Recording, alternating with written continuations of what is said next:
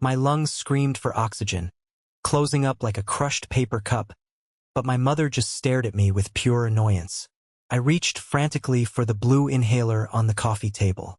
My fingers brushed the plastic. Then my mom snatched it away. "Carter, does your brother need this?" she asked, not even looking at me. Carter, my twin brother, didn't bother looking up from his phone. "He used it at lunch. He's fine. Just acting out because Coach Wyatt is here." Mom dropped my life-saving medicine into her purse and snapped it shut. "No attention-seeking today, Mason. We are not ruining your brother's scouting event." I fell to the carpet, my fingernails turning a sickening shade of blue. They watched me suffocate. They let my heart stop beating for 4 full minutes. They thought my silence would keep their perfect family image intact. They had no idea the absolute hellstorm of legal ruin, police investigations, and medical exposure that was about to crash down on their pathetic lives. Before I tell you about the brutal reality check that destroyed their golden world, let me know where you are watching from in the comments below. Thank you for being here. Grab a glass of warm water, sit down, and listen as I tell you the whole story. The hardwood floor was freezing against my right cheek. I remember that specific detail with a terrifying, crystal-clear accuracy. It was a Saturday afternoon in late October, the exact day of our sweet 16th birthday, but you wouldn't know it was my birthday too by looking at the house. The entire living room was decorated in maroon and gold, the colors of the massive Division I university that was currently scouting my twin brother. A college sports scout, an imposing man named Coach Wyatt, was sitting on our expensive leather sofa, sipping iced tea and evaluating Carter for a full-ride athletic scholarship. I was nothing more than the background noise. I was an inconvenience. Every single breath I tried to pull into my lungs felt like I was trying to suck thick mud through a crushed plastic straw. The wheezing was incredibly loud in the quiet, tense living room. It was a high-pitched, rattling whistle coming from deep inside my chest. My old pediatrician used to call that specific sound my body's ultimate fire alarm. It meant my airways were completely inflamed and shutting down. "Mom!" I gasped out. The word tasted like copper and dry dust in the back of my throat. "Need hospital." My dad walked into the room from the kitchen, adjusting his expensive silk tie. He was up for a major promotion at his corporate firm that month, and he treated this scouting visit like a high-stakes board meeting. He looked down at me writhing on the rug, and his jaw tightened in deep irritation. "What in the world is going on down here?" my dad demanded, keeping his voice to a harsh whisper so the scout wouldn't hear from the patio. "The scout is getting uncomfortable. Evelyn, fix this." "He's doing it again, Robert." My mom sighed heavily. She rubbed her temples with 2 perfectly manicured fingers like I was giving her a massive migraine. "I just asked Carter. Carter says he's perfectly fine." I rolled my head back and looked up at my twin. Carter was standing by the stone fireplace. He was tall, broad-shouldered, athletic, the absolute pride and joy of our family. He looked down at me, and for a split second, I saw a flicker of something dark and calculated in his eyes. It wasn't panic. It wasn't concern for his dying brother. It was pure annoyance. "He's faking," Carter announced.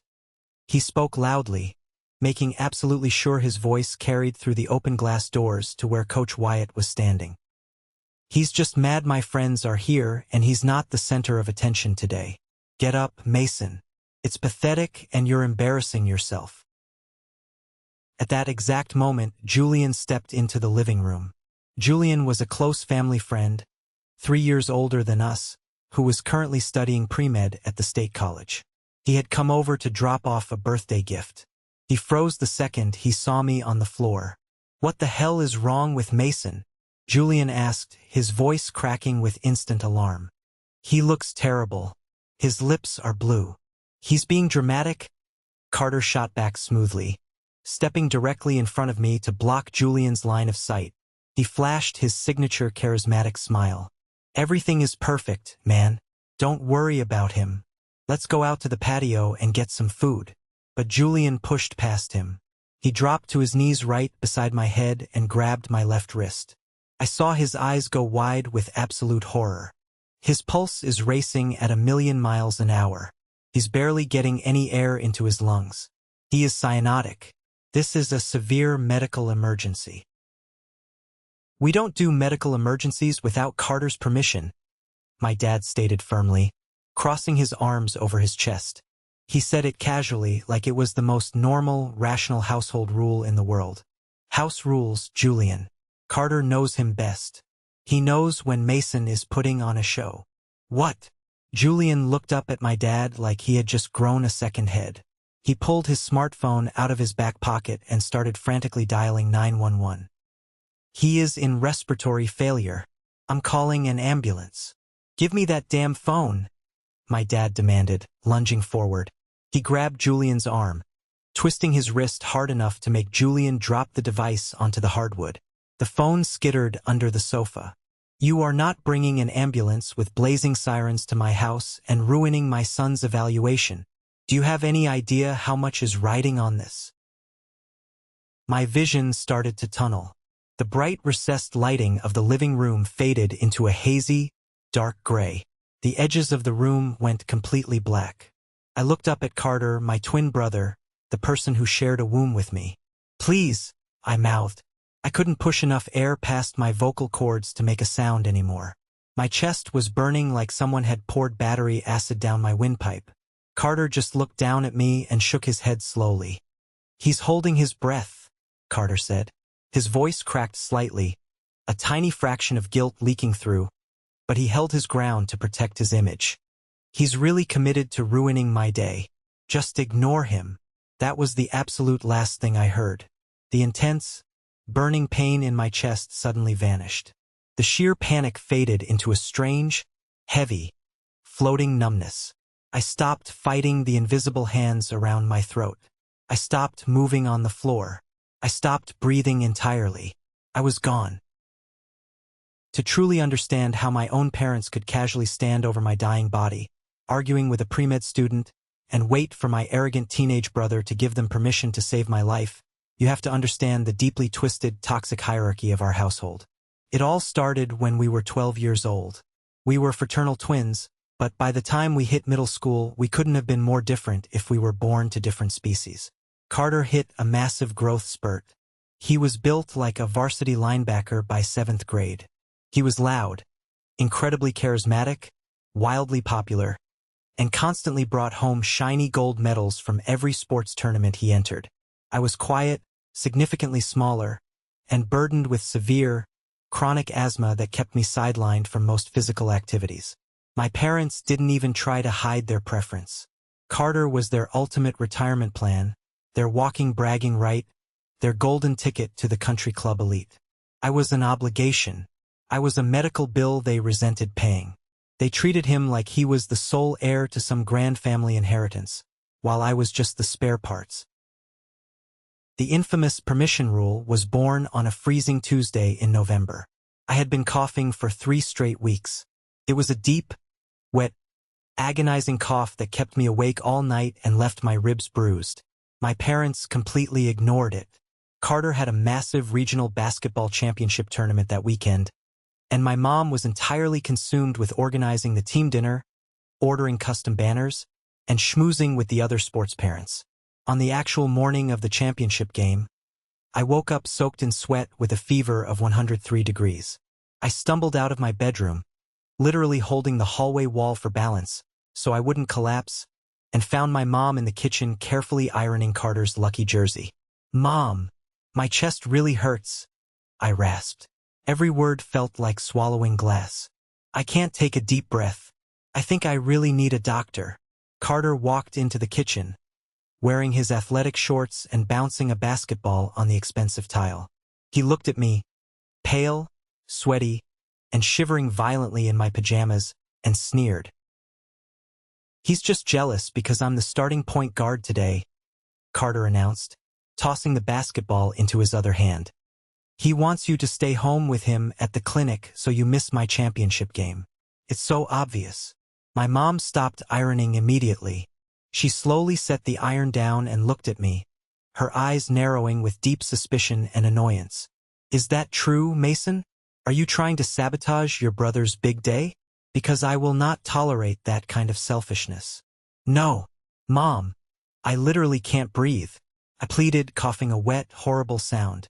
You're fine, Carter said casually, grabbing an apple from the fruit bowl and taking a loud bite. He's totally faking. Let's go, Mom. We're going to be late for the warm-ups. They left. They actually left. They locked the front door, backed the SUV out of the driveway, and left a 12-year-old boy alone in a massive house with a raging, dangerous fever. I tried to walk back up the stairs to my bed, but my legs gave out. I ended up passing out on the cold tile floor of the downstairs bathroom. A neighbor, Mrs. Gable, found me 4 hours later when she came over to drop off a misdelivered package and saw me lying motionless through the bathroom window. She broke a pane of glass, unlocked the door, and called 911. I was rushed to the pediatric intensive care unit with severe, advanced double pneumonia. Because the massive infection had been left completely untreated for weeks, it caused permanent, irreversible tissue scarring on my lungs. My total lung capacity was permanently damaged for the rest of my life. But instead of feeling any remorse, any guilt, or any shame for neglecting their sick child, my parents managed to twist the narrative entirely. Carter sat them down and convinced them that I had purposely let myself get that sick just to punish them for going to his basketball game. He told them I was a master manipulator, a toxic kid who used illness as a weapon to steal his spotlight. And my parents, desperately eager to clear their own guilty conscience, swallowed his vicious lie whole. From that day forward, the rule was set in stone. I was officially labeled the family hypochondriac.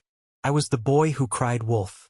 A few days after I was finally discharged from the hospital, my dad sat me down in the living room and delivered the verdict that would define the next 4 years of my life. Since you clearly cannot be trusted to tell the truth about your own health, my dad had said, pointing a stern finger directly at my chest. From now on, you do not get to decide when you are sick. Carter knows your tricks better than anyone. If you think you need medicine, you ask Carter. If you say you need an inhaler, you ask Carter. If he evaluates you and says you need a doctor, we will take you. If he says you are faking it for attention, the conversation is immediately over. Understood. I thought it was a temporary, insane punishment. I was dead wrong. It became the absolute, undisputed law of our family. For 4 agonizing years, my basic medical care, my right to breathe, was dictated entirely by the mood of a selfish, arrogant, narcissistic teenager. If I had a blinding migraine, I had to beg Carter to grant me permission to have ibuprofen. If he was losing a video game or just in a bad mood, the answer was a flat no. When I was 14, I broke my left wrist falling off a skateboard in the driveway. The bone was visibly protruding against the skin. I walked into the house, crying in pure agony, cradling my arm. Carter was sitting on the couch playing a multiplayer online shooter. He didn't want to pause his match. He glanced at my arm, rolled his eyes, and told my parents I had just sprained it to get out of doing my weekend chores. I sat in my bedroom for 8 straight hours, sobbing into my pillow, holding a fractured bone, until Carter finally won his tournament, got bored, and told my mom she could take me to the emergency room. The ER doctor was incredibly confused and angry about the delay, but my mom smoothly lied and said the accident had just happened.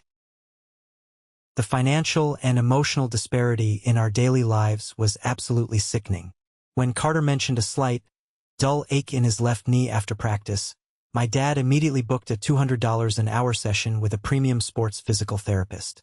They dipped directly into their investment accounts to buy him top-tier athletic gear, specialized diets, and private coaching. They openly, casually talked at the dinner table about how a massive portion of his salary, and the entirety of what was supposed to be our joint college fund, was being heavily funneled exclusively into Carter's athletic career. Carter has a highly lucrative future, Mason. My mom told me bluntly one evening when I asked why I couldn't get a basic, refurbished laptop for my high school coding classes. We have to prioritize the investments that actually yield returns. Your brother is going places. You need to understand your place in this family. I understood my place perfectly. I was a terrible investment. I quickly learned to hide my physical pain. I learned to hoard my asthma medication like a survivalist. I started stashing extra rescue inhalers in the back of my school locker, burying them deep inside the lining of my mattress, hiding them in old shoeboxes. But my parents caught on. They started conducting random, humiliating room checks while I was at school. If they found my hidden medication, they immediately confiscated it, claiming I was hoarding drugs to stage a massive, fake emergency to ruin Carter's life. Which brings us back to the brutal week of our 16th birthday. The tension in our house that entire week was thick enough to choke on. Coach Wyatt, the legendary recruiter from a massive university program, had confirmed he was coming to our house for a private visit. If Carter impressed him, it meant a guaranteed, full-ride athletic scholarship. It meant my parents wouldn't have to spend another dime on his college. They were absolutely frantic. They hired professional cleaners, bought hundreds of dollars of expensive catering, and explicitly, aggressively warned me to stay out of the way. "Do not embarrass us," my dad told me, grabbing my shoulder hard. "You are to be seen and not heard." The morning of the party, I woke up feeling that terrifying, familiar tightness in my chest. The weather had shifted drastically overnight, a sharp, cold drop in temperature that almost always triggered my severe asthma. I reached for my blue rescue inhaler on my nightstand. It was gone. The spot was empty. Panicked, I tore through my desk drawers, dumped out my school backpack, ripped the blankets off my bed. Nothing. I ran downstairs, my breathing already starting to grow shallow. I found my mom in the kitchen, carefully arranging expensive cheeses on a silver platter. "Mom, where's my inhaler?" I asked, trying desperately to keep the rising terror out of my voice. She didn't even look up from the cheese. "I put it in my purse. And as soon as the caterers arrive, it's going into my locked desk drawer in the home office." "Why? Mom, you can't do that. My chest feels incredibly tight today." "Stop it right now, Mason," she snapped, slamming a silver cheese knife down onto the granite counter. "I know exactly what you are doing. You are laying the groundwork for a dramatic scene. Not today. Coach Wyatt is going to be sitting in our living room in exactly 3 hours. I asked Carter, and Carter said you were perfectly fine at breakfast. You are not ruining this opportunity for him." "Mom, I need it. What if I have a full attack?" My dad walked into the kitchen, holding a neat stack of Carter Sports highlight DVDs in custom cases. He glared at me. "If you have a real attack, Carter will evaluate you and let us know. Until then, you will sit quietly, you will smile at the guests, and you will not cause a single scene. If you ruin this promotion of your brother, you will deeply regret it. Do you understand me?" I retreated to my room, sitting on the edge of my bed, trying to do the deep, slow breathing exercises a school nurse had taught me years ago.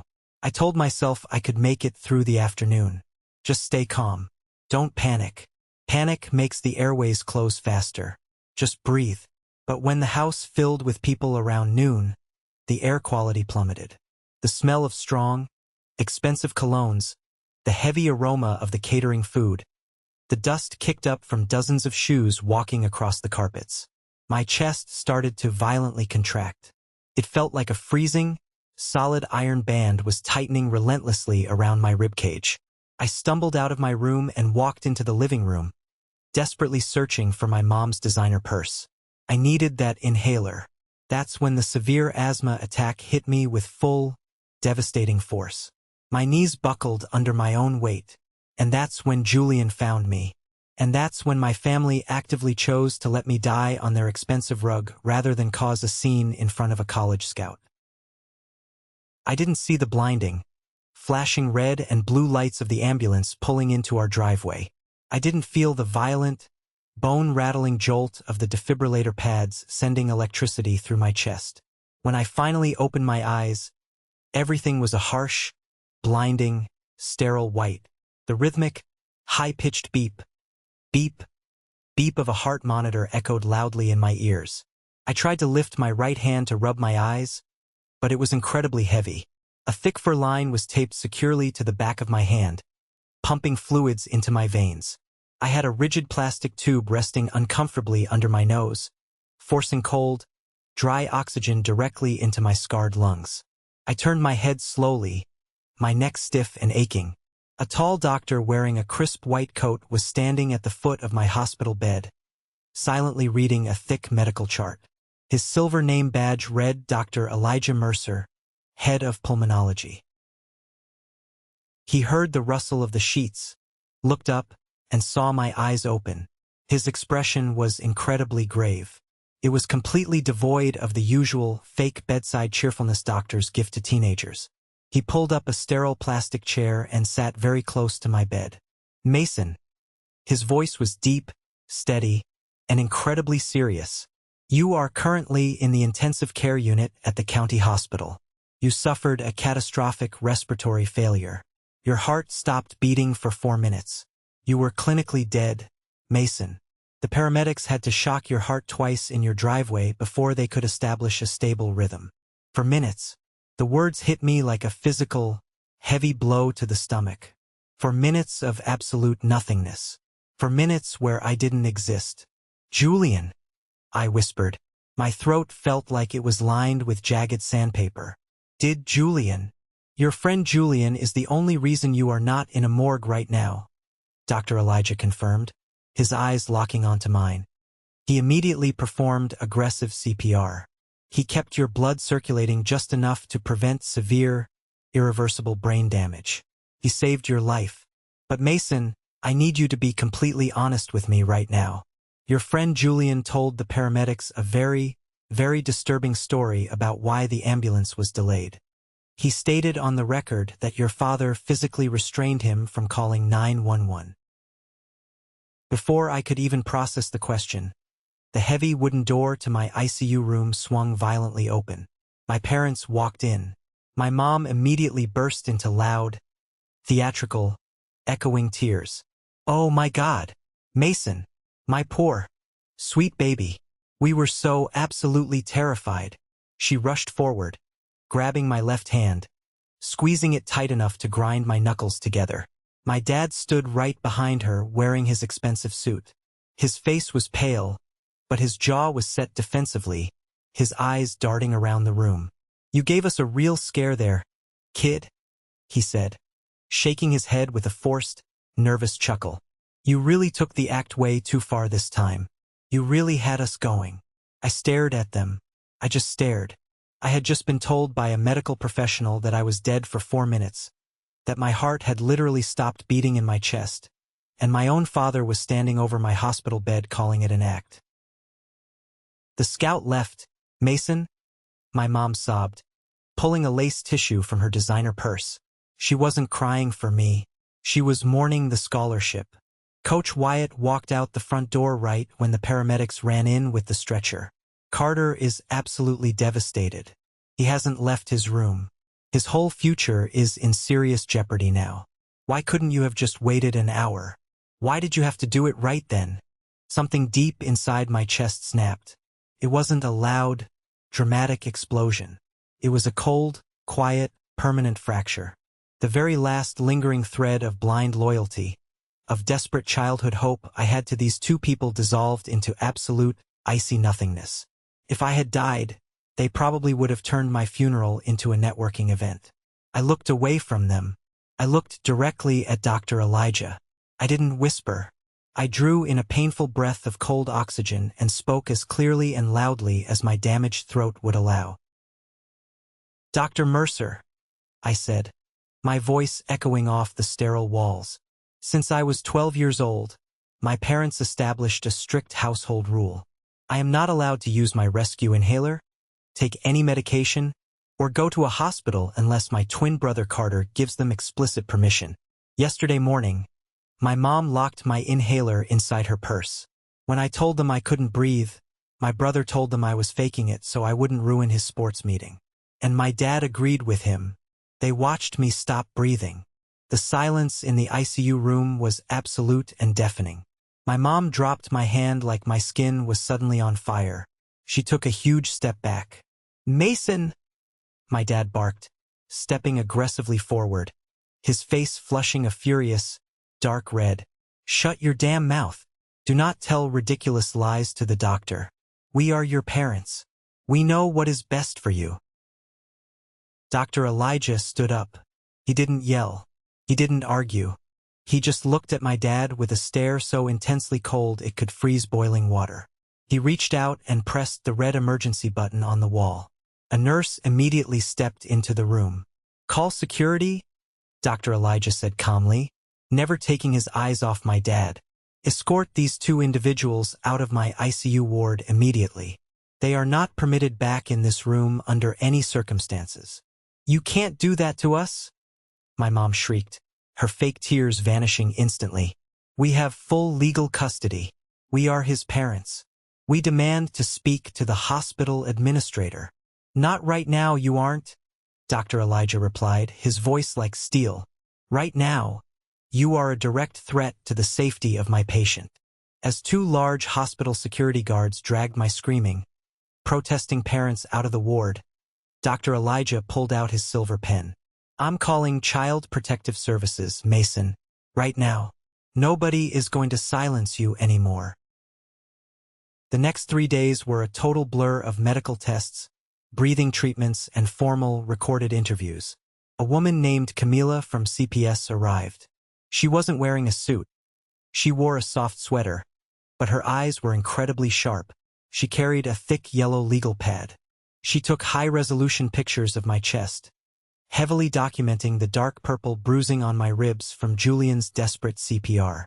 She sat with me for hours, gently but firmly asking me to detail every single aspect of the permission rule. But the real, earth-shattering bombshell dropped on day 4. Dr. Elijah came into my room just after breakfast, carrying a massive, heavy stack of manila folders. He looked exhausted, rubbing the bridge of his nose like he hadn't slept in days. "Mason," he said, pulling up his chair and dropping the folders onto my tray table, "I legally requested your complete, unredacted medical history from your childhood pediatric clinic. 15 years of records. I spent all of last night cross-referencing your medical emergencies with the dates and events you described to Camila." He opened the files and spread the papers out across my bed. "I found 7 specific, major incidents in the last 4 years," Dr. Elijah explained, his voice tight with heavily controlled anger. 7 distinct times you were brought to an urgent care or emergency room with a severe, advanced illness that had clearly, undeniably been ignored for days. Untreated strep throat that mutated into a dangerous kidney infection. A fractured wrist left untreated for 8 hours. A severe allergic reaction to a bee sting left until your airway began to significantly swell. He pointed to a column of dates he had written down on a separate sheet of paper. "I had Camila officially pull up your family's public social media history and Carter's high school athletic records," he continued, tapping the paper. "Look at this. Every single one of these 7 major medical emergencies coincides exactly with a major event for your brother. The regional basketball finals, his junior prom, his state debate tournament, the elite sports banquet." I stared at the dates. It was right there in black ink on white paper, the undeniable, systematic pattern of my abuse.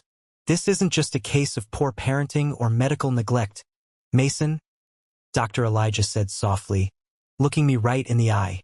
"This is felony child endangerment. They deliberately, systematically withheld life-saving care to prioritize a teenager's sporting event. They gambled with your life to protect his schedule, and this time you lost. You died on that floor." The door opened, and Camila walked in. She looked at me, her face completely serious and totally professional.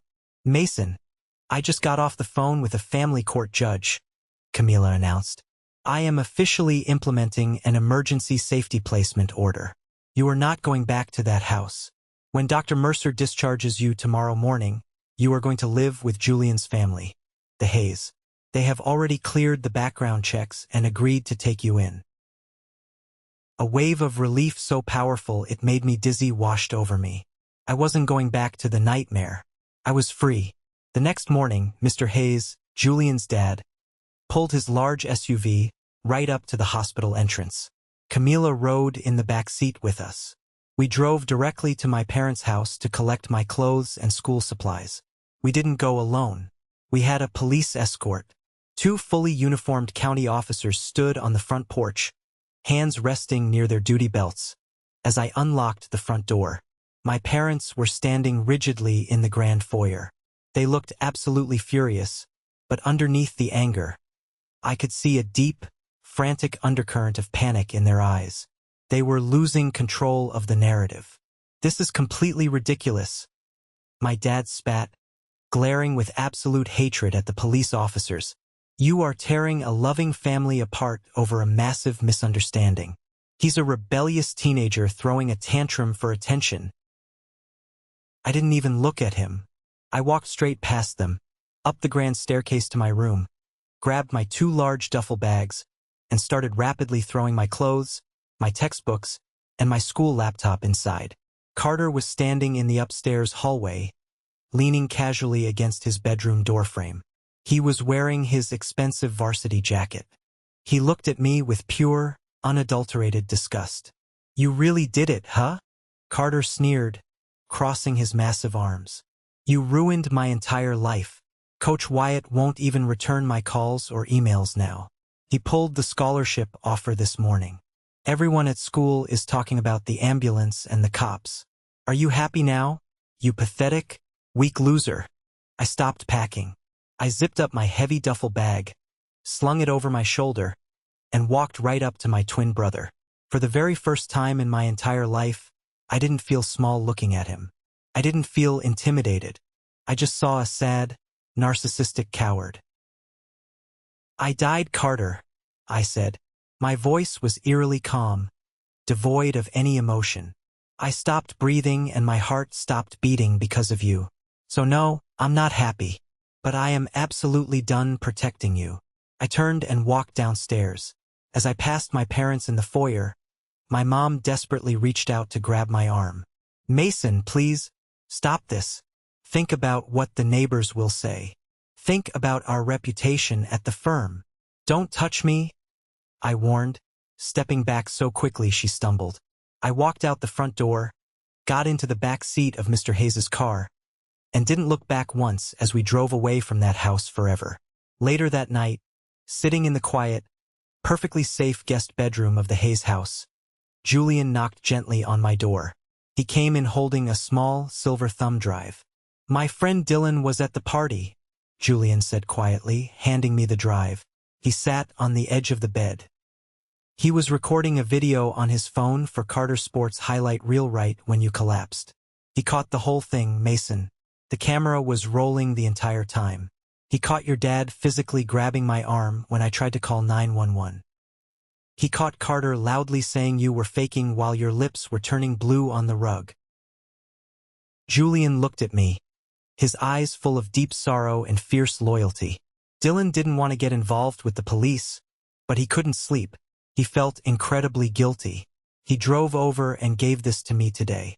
I already emailed a high-definition copy to Camila and the lead police investigator. The storm hadn't just begun. It was about to become a Category 5 legal hurricane. Waking up at the Hayes house the next morning felt like waking up on an entirely different planet. The silence was jarring. There was no screaming from downstairs. There was no frantic tiptoeing around Carter's rigorous morning training schedule. Mrs. Hayes was making pancakes in the kitchen, and Mr. Hayes was reading the newspaper, simply asking me how I slept and if the bed was comfortable. Nobody demanded I prove I was worthy of taking up space in the room. Nobody checked to see if I was faking a cough. It was the very first time I realized how deeply, terrifyingly abnormal my own family was. But my parents were corporate fighters. They weren't going to let their control over me slip away without a vicious, dirty fight. Exactly 1 week after I moved into the guest room, I was sitting at the kitchen table doing my AP history homework when Camila from CPS knocked heavily on the front door. When Mrs. Hayes let her in, Camila didn't have her usual reassuring, gentle smile. She looked incredibly stressed, holding a thick new file. "Mason, sit down," she said, pulling out a chair across from me. "Your parents filed an official emergency grievance with the state CPS board this morning. They are formally claiming that the Hayes family is emotionally manipulating you, brainwashing you, and holding you hostage against your will. They are demanding that your emergency placement be immediately revoked and that full custody be returned to them today. My stomach plummeted straight to the floor. A cold, clammy sweat broke out on the back of my neck. My hands started to shake. No, you can't send me back there. Camila, they'll kill me. If I go back, they will let me die next time. Take a deep breath, Mason. Look at me, Camila said firmly, reaching across the table and putting her hand over mine to stop the shaking. I am not sending you anywhere. You are safe here. But this means they are going to play incredibly dirty. They hired a high-powered, incredibly expensive defense attorney from the city. They are aggressively trying to spin this entire event as severe teenage rebellion and malicious interference by Julian's family. Mrs. Hayes, who was standing by the kitchen sink washing dishes, dried her hands violently on a towel. She looked absolutely furious. What do? We are not letting that boy go back to that house of horrors. We will go to the press if we have to. You fight back legally, a sharp, confident voice said from the hallway doorway. We all turned. Standing there in a crisp, tailored navy pantsuit was Sarah, Julian's aunt. She happened to be a ruthless, highly successful civil litigation lawyer who specialized in family law. Julian had called her the absolute second he heard about the CPS report from Camila. Sarah walked into the kitchen, dropped her heavy leather briefcase onto the table with a thud, and pulled out a massive stack of legal documents. I read the entire case file Julian sent me. I watched the video Dylan took. Twice, Sarah said, looking directly into my eyes. She didn't treat me like a fragile kid. She treated me like a client. Your parents are banking on the fact that you are a scared, traumatized kid who will fold under legal pressure. They think they can bully the foster system. They are wrong. We are going to hit them so incredibly hard legally that their heads will spin. Sarah quickly outlined our brutal counterstrategy. She was filing for an immediate, permanent restraining order against my parents and Carter. She was going to family court to permanently strip them of all medical and legal custody over me until I turned 18. If they want to play the manipulation card in front of a judge, Sarah said, tapping her expensive pen on the table, I am going to formally subpoena the last 10 years of their banking and financial records. I want to see exactly how much of the family income, specifically what was designated as your joint college fund, was funneled exclusively into Carter's private accounts while you were routinely denied basic, cheap medical care. We will expose the systematic financial abuse right alongside the severe medical neglect. Let's see how their high-priced lawyer spins that. Hearing her say it out loud with such absolute, unwavering confidence made it real. I wasn't crazy. I was a victim of sustained abuse, and I finally had a legal shark in my corner ready to draw blood. The next day, I had to return to school. The rumors had already spread through the hallways like a massive wildfire. Everyone in the junior class knew an ambulance had come to Carter's birthday party.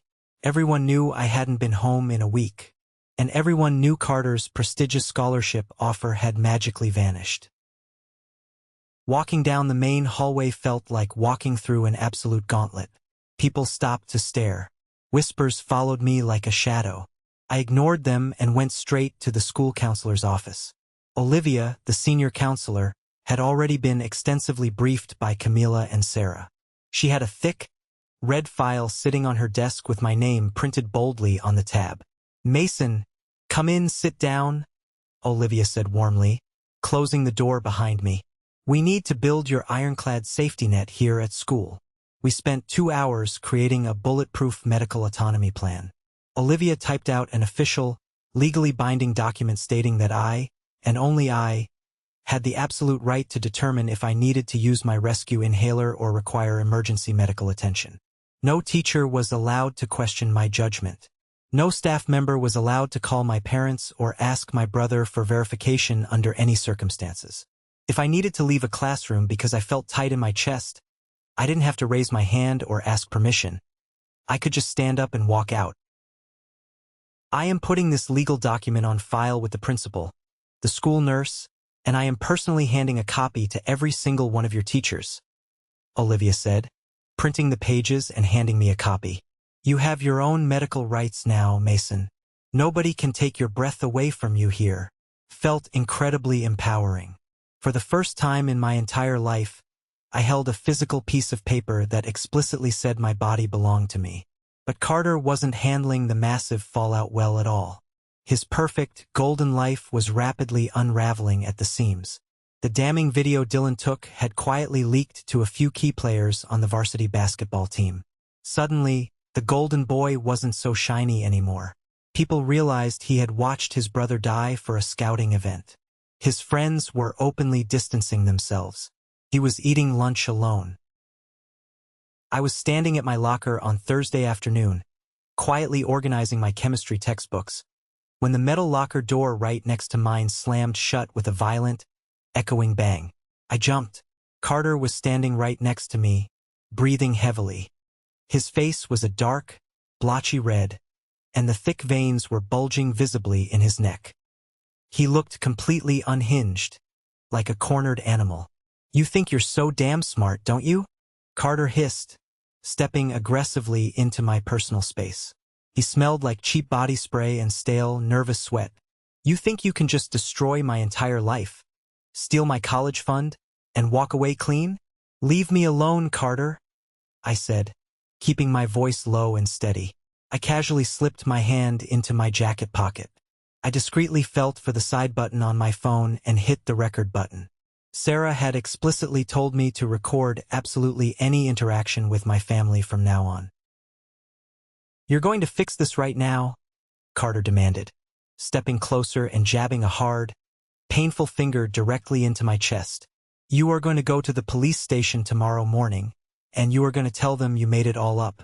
You're going to tell them you had a minor panic attack and wildly exaggerated everything because you were jealous.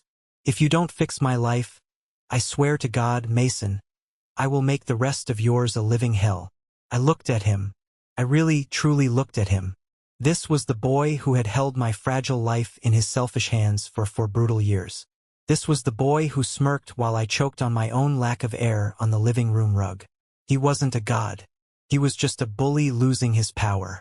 "You already made my life hell, Carter," I said coldly, staring right into his eyes. "And I'm not fixing anything. You did this entirely to yourself." Carter's eyes went pitch black with rage. He grabbed the front collar of my shirt with both hands, pulling me forward so violently my neck snapped back. "You worthless little—" "Hey!" a deep voice yelled from down the hall. It was Mr. Harrison, the huge AP Physics teacher. "Back away right now, Carter. Let him go." Carter immediately dropped my shirt, stepping back, but he kept glaring at me with pure, undiluted hatred. "This isn't over," he whispered menacingly, before turning and storming rapidly down the crowded hallway. I stood there by my locker, my heart pounding violently against my ribs, but I didn't reach for my inhaler. I was breathing just fine. My chest was clear. I pulled my phone out of my jacket pocket, stopped the audio recording, and carefully saved the file to the cloud. The locker room confrontation was just the beginning of Carter's rapid downward spiral. By Friday afternoon, the whispers in the school hallways had turned into loud, unavoidable conversations. But the final nail in their coffin didn't come from a lawyer or a police officer. It came directly from the golden boy himself. It happened on a Tuesday night. I was sitting at the Hayes kitchen table, finishing up a history essay, when my phone buzzed against the wood. It was 11:45 p.m. The screen lit up with a number I hadn't blocked yet. It was Carter. I didn't answer it. I just watched the screen glow until it went dark, signaling he had left a voicemail. I almost deleted it. A huge part of me just wanted to erase his voice from my life completely. But Sarah's strict instructions echoed in my head. Document absolutely everything. I picked up the phone, took a deep breath, and pressed play. The audio was messy at first. There was loud background noise, maybe wind or a passing car, and the unmistakable sound of heavy, ragged breathing. Then Carter spoke. His voice was slurred, thick with panic and what sounded like cheap alcohol. He was completely unraveled. "Mason," Carter's voice cracked through the speaker. "Mason, you have to stop this. You have to tell them it was a mistake. Dad is screaming at Mom. They're talking about taking out a second mortgage to pay the lawyer. Everything is ruined. My life is completely over because of you. He paused, and I could hear him quietly sobbing. It was a pathetic, wet sound. I didn't mean for it to get this bad, Carter choked out, his words stumbling over each other. I know I messed up. Okay, I admit it. I saw your lips turning blue on the rug. I saw you gasping. I knew you weren't faking it this time. I knew you were actually dying. But Coach Wyatt was standing right there on the patio. He was looking right at me. If I let Julian call the ambulance, the sirens would have ruined the entire afternoon. Coach hates drama. He told me he recruits leaders, not kids with baggage. I just needed you to hold on for 10 more minutes so he could leave. Just 10 minutes. I didn't want you to die, Mason. I just needed my scholarship. You owe me. You have to fix this. The voicemail clicked and ended. I sat frozen in the kitchen chair. The silence in the house was heavy. My hands were shaking so violently I nearly dropped the phone. He knew. He looked at my suffocating, dying body, weighed my actual life against a college basketball scholarship, and chose the basketball. He actively, consciously chose to let me stop breathing. I didn't cry. I didn't feel sad. I felt a cold, sharp clarity wash over my entire brain. I immediately saved the audio file to 3 different cloud drives. Then, I forwarded it directly to Sarah, my lawyer, and Nolan Graves, the fiercely intimidating county prosecutor who was handling the criminal charges against my parents. Nolan called me less than 10 minutes later. Mason, Nolan said, his voice completely devoid of its usual exhaustion. He sounded wide awake and highly focused. Did you just send me what I think you sent me? Yes, sir, I replied, staring blankly at the kitchen wall. That is my twin brother. This changes absolutely everything, Nolan stated, the rustle of papers echoing through the phone. Proving criminal intent in child endangerment cases is incredibly difficult. Parents always hide behind the excuse of ignorance or poor judgment. They claim they simply didn't know the medical situation was dire. This audio file utterly destroys that defense. It proves your brother, who was appointed as your medical proxy by your parents, knew the situation was lethal and deliberately lied to protect a sports evaluation.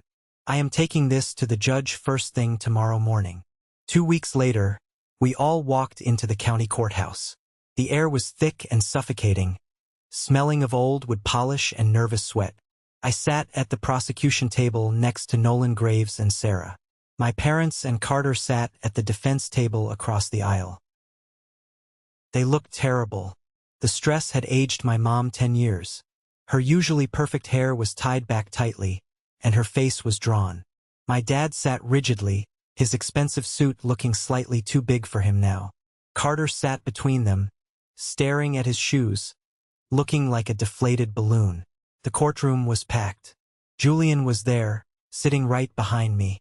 Dr. Elijah Mercer was there in his white coat, ready to testify as an expert medical witness. Camila from CPS sat diligently with her thick yellow notepad. The judge, a stern-looking woman with gray hair tightly coiled at the nape of her neck, banged her gavel and called the room to order. My parents' high-priced defense attorney stood up first. He was a slick man who spoke with too much artificial confidence. He immediately launched into a passionate, rehearsed speech about how this was all a tragic, horrible family misunderstanding. He argued that my parents were loving, dedicated citizens who simply made a minor error in medical judgment during a stressful, chaotic social gathering. He actually tried to suggest that my severe asthma was difficult to diagnose without medical training, and therefore they couldn't be held criminally liable for waiting to call an ambulance. Your Honor, the defense lawyer concluded, adjusting his tie, Robert and Evelyn are good people. They simply trusted their other son's assessment. There was no malice here, just a terribly unfortunate delay. The judge looked completely unimpressed. She turned her gaze to Nolan Graves. The prosecution may proceed. Nolan stood up slowly. He didn't carry any papers. He just walked over to the audiovisual desk at the center of the room. He plugged his laptop into the court's massive speaker system. Your Honor, Nolan said, his voice ringing loud and clear across the silent room. The defense claims there was no malice. They claim ignorance. They claim this was a simple, tragic misunderstanding. Let's hear directly from the medical proxy they explicitly appointed to manage their son's life. Nolan pressed play. Carter's slurred, panicked voice filled the courtroom. Every single word was crystal clear through the expensive speakers. I saw your lips turning blue on the rug. I saw you gasping. I knew you weren't faking it this time. I knew you were actually dying. But Coach Wyatt was standing right there. I just needed my scholarship. The reaction in the room was immediate and explosive. My mom gasped so loudly it echoed off the high ceiling. She slapped her hands over her mouth, her eyes widening in absolute, genuine horror as she turned to look at Carter. My dad went completely pale. All the color drained from his face, leaving him looking like a sick ghost. He stared at his golden boy, his perfect investment, as if a monster had just taken off its human mask. They had honestly believed Carter's lie. They had believed I was faking it. They were horrible, neglectful parents who instituted a toxic rule. But in that exact moment, they realized their favorite son had manipulated them into becoming accomplices to my near murder just so he could play college sports. The defense lawyer practically collapsed into his chair, rubbing his face with both hands. He knew his entire case had just been utterly incinerated. The judge leaned far forward over her heavy wooden bench, her eyes locked onto my parents and Carter. The sheer disgust on her face was palpable. In my 20 years on this bench, the judge said, her voice dripping with absolute venom, I have rarely seen a more chilling display of calculated selfishness and grotesque parental negligence. You delegated the medical care of a severely chronically ill child to a teenager who just admitted on tape that he would rather watch his brother choke to death than lose a basketball scholarship. This is completely abhorrent. Nolan called me to the stand. It was time for my victim impact statement. I stood up, my legs feeling like heavy lead, and walked to the wooden podium. I looked directly at my parents. They couldn't even meet my eyes. My mom was quietly sobbing into her hands. Carter was staring blankly at the wood paneling of the defense table. For 4 years, I started, my voice remarkably steady. I had to ask permission to breathe. I was denied basic, fundamental medical care because I was considered an inconvenience to my brother's athletic career. When I lay dying on our living room floor, my father physically assaulted the only person trying to save my life. My family chose their public image over my heartbeat. I gripped the sides of the podium tightly. I am not asking for revenge. I am asking for freedom. I am asking the court to ensure that these people never have the power to make a single decision about my life, my body, or my medical care ever again. The judge didn't hesitate. She slammed her gavel down. This is the moment that changes everything, the moment I finally took back control of my life. Thank you so much for your patience and for staying with me until now. You've been amazing. Please give this video a like and comment one below to let me know you've made it this far. Not only does this help more people find this story, but it also lets me know that my experiences truly mean something to someone. Your support is my greatest motivation to keep sharing the rest of this journey. The legal fallout was swift and utterly devastating for my family. Faced with the undeniable audio evidence and the horrifying medical records Dr. Elijah provided, the expensive defense lawyer highly advised my parents to take a massive plea deal to avoid actual prison time. They officially pled guilty to felony child endangerment and criminal medical neglect. The judge showed zero mercy in her sentencing. They were placed on 5 years of strict, heavily monitored probation. They were ordered to complete hundreds of hours of intense community service. But the real punishment was the permanent destruction of their perfect, highly curated lives. Because they now carried felony records, my dad's corporate firm immediately fired him. The promotion he cared so deeply about was gone in a single afternoon. He lost his massive salary, his company car, and his prestigious country club membership. My mom was politely asked to step down from the board of every single charity and social committee she had spent a decade climbing. They became social pariahs in our wealthy neighborhood. Carter's downfall was even more spectacular. The school board, armed with the police report and the judge's scathing comments, officially expelled him for his violent behavior in the hallways and his admitted role in a life-threatening incident. Without a high school to play for, and with the scandal attached to his name, every single college recruiter deleted his number. His athletic career was completely dead before it even started. His former friends treated him like he carried a plague. The golden boy had lost his shine entirely. The judge also signed a permanent, ironclad protective order. My parents and Carter were legally barred from coming within 500 feet of me, Julian, or the Hayes family. Sarah successfully petitioned the court to officially emancipate me for medical purposes, granting me absolute legal control over my own health care. When it was all over, when the court documents were signed and the ink was dry, I walked out of the courthouse and took a deep breath of the cool city air. I didn't feel a sudden euphoric rush of happiness. I didn't feel like jumping up and down. I mostly felt empty. It was a strange, echoing void where the constant fear and anxiety used to live. But Mrs. Hayes knew exactly what I needed. The very next Saturday morning, she knocked on my bedroom door. "Get dressed, Mason," she said, jingling her car keys. "We are going shopping. We have some incredibly important things to buy." We drove to a massive medical supply store on the other side of town. It wasn't a fun, glamorous trip, but it was the most important shopping trip of my entire life. Under the strict guidance of Dr. Elijah, we bought everything. We bought an expensive, top-of-the-line nebulizer machine. I sat on the edge of my bed and just stared at that little fridge for an hour. It belonged to me. The medication inside it belonged to me. I didn't have to beg anyone for it. I didn't have to wait for Carter to finish a video game. I didn't have to worry about my mom locking it inside her designer purse. My breath was finally my own property. Over the next 6 months, the physical change in my body was miraculous. Because I was finally taking my daily maintenance medications consistently, without interruption or fear of confiscation, my lungs began to heal. The chronic inflammation significantly reduced. At my next checkup, Dr. Elijah looked at my breathing charts and smiled widely. "Mason, your lung capacity has jumped from a terrifying 60% up to nearly 90%. You are thriving, son. You are actually thriving." I finished high school living comfortably with the Hayes family. They treated me like a second son, attending my academic decathlon events and cheering loudly when I walked across the stage to get my diploma. When it came time for college, Sarah helped me secure a massive state grant for victims of abuse, completely covering my tuition since my parents had drained whatever college fund I was supposed to have. I knew exactly what I wanted to do with my life. I didn't want to be a lawyer. I didn't want to be an athlete. I wanted to help people breathe.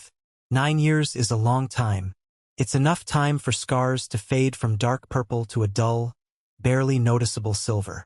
It's enough time to rebuild a completely shattered life from the ground up. I was 25 years old. I lived in a bright, modern apartment overlooking the city skyline. I had a solid salary, a good group of friends, and a career I was deeply passionate about. I was a fully licensed respiratory therapist working at one of the top trauma hospitals in the state. Every single day, I walked into emergency rooms and intensive care units to help people who were suffocating. I managed ventilators, administered life-saving breathing treatments, and sat with terrified patients who felt like their lungs were failing them. I understood their absolute primal panic better than any textbook could ever teach. I was good at my job because I had been the kid turning blue on the floor.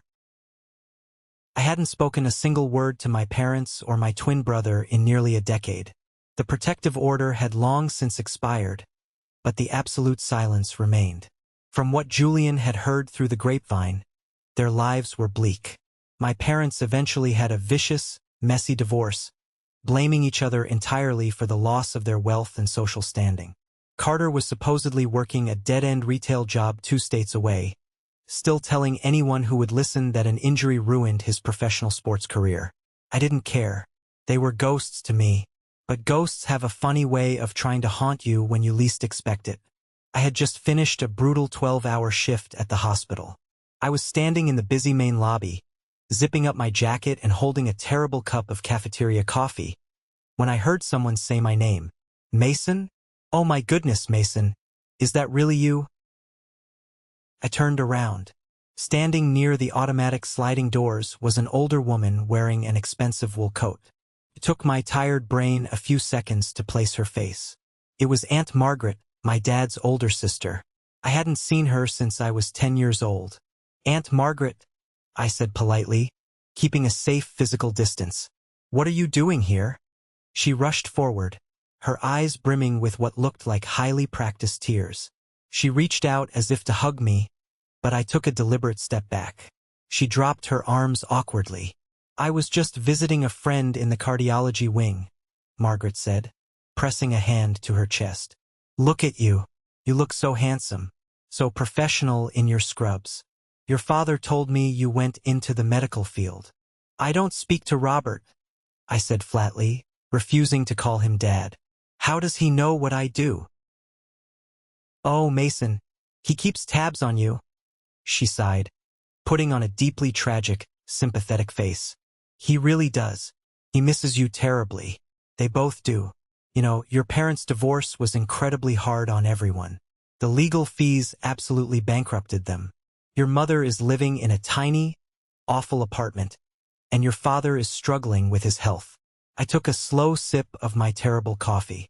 That sounds like a personal problem, Margaret. I have to go home. Please, Mason, just wait a minute, she pleaded, stepping into my path to block the exit. Family is family. You have to understand they were under so much pressure back then. Carter was their ticket to a good retirement. They made a terrible mistake, but you survived. You're clearly doing wonderfully now. Don't you think it's time to let the anger go? Don't you think it's time to help your family? Help them. I laughed a dry, humorless laugh. You want me to help them financially? Just a little, Margaret said smoothly, dropping the emotional act and getting straight to the point. Carter can barely make his rent. Your father has mounting medical bills. You have a great salary here at the hospital. It's only right. You know, after everything happened, they were so devastated when they realized the inheritance plan didn't work out. I stopped walking. I frowned, staring at her perfectly made-up face. What inheritance plan? Margaret blinked, realizing she had stepped slightly off her carefully prepared script. Oh, you know, the money. Margaret, what inheritance plan are you talking about?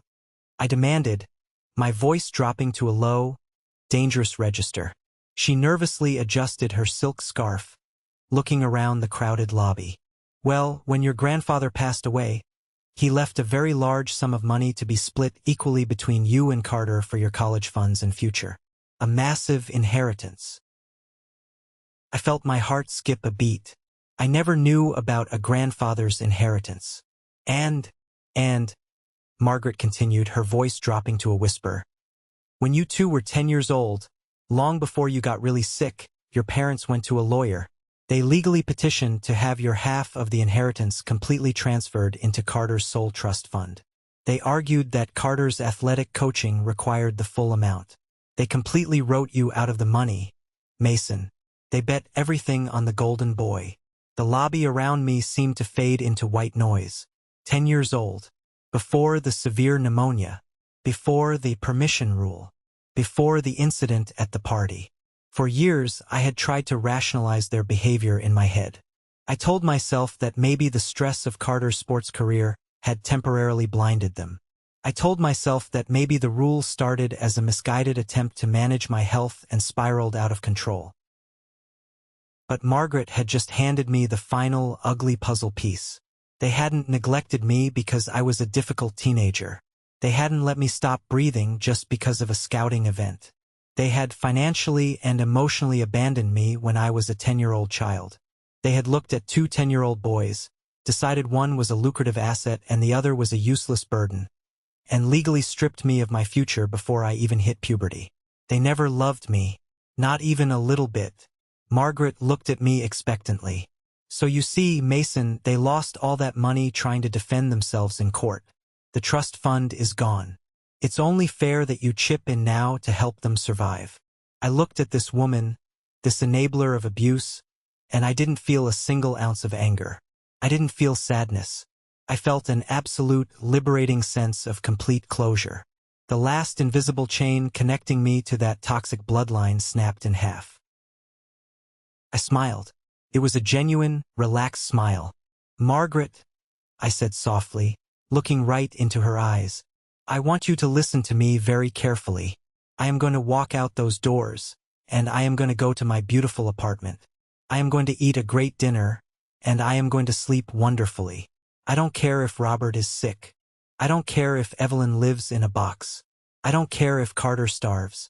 You can tell them exactly what I said.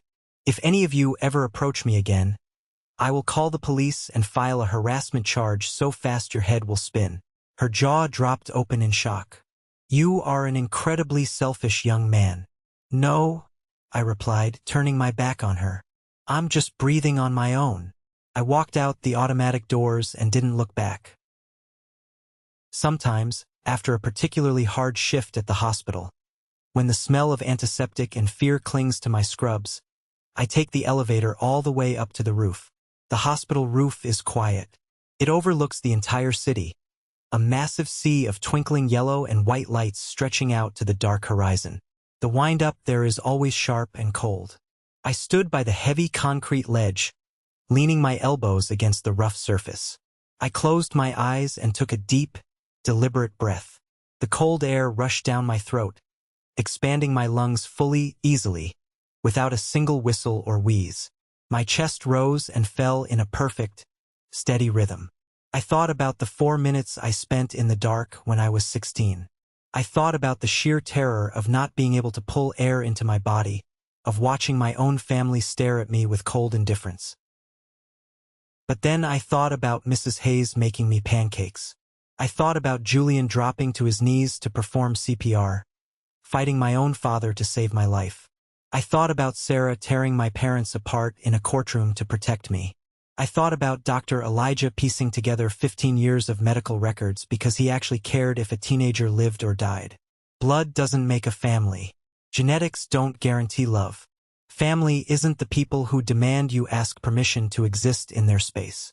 Family isn't the people who weigh your worth against a college scholarship or a corporate promotion. Family are the people who stand in front of the storm for you. They are the people who buy you a mini fridge so you never have to be scared of suffocating again. They are the people who ensure your lungs are full, your heart is beating, and your voice is heard. I opened my eyes, looking out at the city lights. I survived the absolute worst they could do to me. They tried to take my breath away, but all they did was teach me exactly how valuable it was. Thank you for sticking around and listening to my story. I know it was heavy, and I know it was dark at times, but I hope this resonated with you in some way. If you are out there right now, living in a house where you feel invisible, where you are made to feel like a burden, please know that you are not crazy. You are not broken. You just haven't found your real family yet. Keep fighting, keep breathing, and get out the moment you can. Have you ever found yourself in a similar situation? Have you ever had to cut ties with toxic family members to save your own life? Tell me about it in the comments below. I read every single one. And finally, for my special viewers, I have a secret code. If you are hearing my voice right now, that means you are part of the 1% Club, the incredibly rare, amazing group of people who watch videos all the way to the very end. Please comment the letter W below. It stands for winner. When I see that W, I'll know you survived the whole journey with me, and it shows me who my true supporters are. Please hit that like button, subscribe, and follow the channel so we can continue to share these journeys together. Stay strong, keep breathing, and I will see you in the next story.